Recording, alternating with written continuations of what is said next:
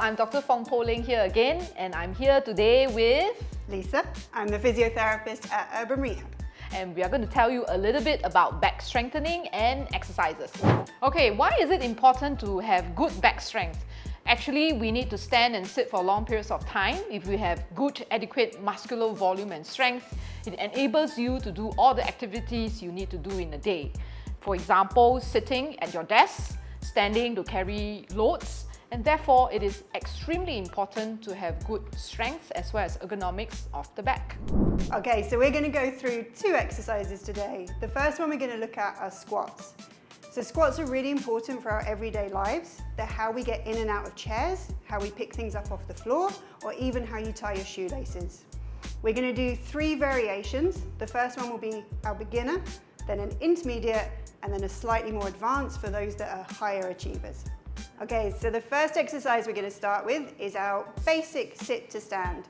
So you're going to stand in front of a chair, a nice firm chair, one without wheels. You're going to stand about 20 centimeters in front with your feet roughly hip width apart. And then when you sit down, you're pushing your bottom back so that you bend at the hips first. So you move nice and slowly, pushing back to sit down, pause at the bottom, and then stand back up without using your arms where possible. We're going to do 4 in a row, just to show you what that looks like. Each time you're making sure that your bottom goes back first, and you're not letting your knees collapse forward. Perfect. So for the more advanced option, for those of you that feel that the other 2 were a bit too easy, we're going to add a pause in.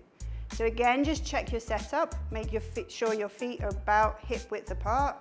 You're 30 to 40 centimeters from the chair, and you're going to lower yourself down nice and slow, hips first. Before you touch the chair, you're going to pause for 4, 3, 2, 1, and then stand.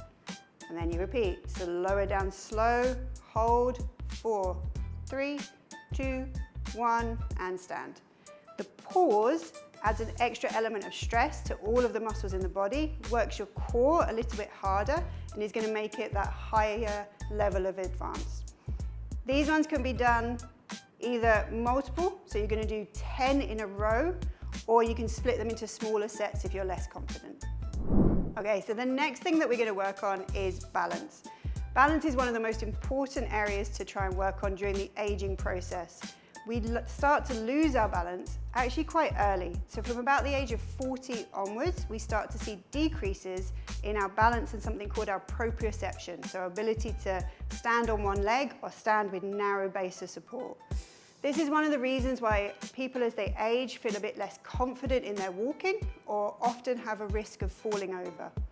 And you can practice balance really easily. You don't need any equipment, you don't need any special training or anything at home. You're just going to start by standing onto one leg. You're trying to do an accumulation of about 10 to 20 seconds. If you don't feel very confident doing this, make sure that you're standing near a kitchen work surface or a table or wall that you can hold on to. And as soon as you start to feel like you're wobbling too much, you just put your foot back down. Once you feel like you can manage at least 30 seconds standing on the one leg, you're going to start to add in a little bit of movement.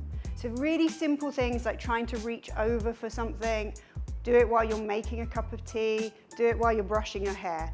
And those things start to challenge your upper body, work your core, and work your leg muscles. If that all seems super easy, you can start to add in a little bit of strengthening with it. So this time you're going to stand onto one leg, but you're going to try and lift your heel off of the floor. And you can see it's not that easy. You can do both sides, so stand on one leg, lift the heel up, lower it back down. And again, you can make that as challenging as you want. You can go up and down multiple times. You can even start to lift up and reach around. Training balance every day can see improvements really quickly. You should notice that your balance improves in under 2 weeks if you're practicing regularly. So at the end of the day, I think what is most important is to start moving. Movement is life. Important to take baby steps, and if necessary, you can always call on physio. Remember that movement shouldn't be painful. So if you're doing these activities and you're feeling pain, do feel free to reach out to a healthcare professional for advice. They can help you to plan an exercise regime, they can help you to personalize it, and they can help you to know what you should be doing when you should do it.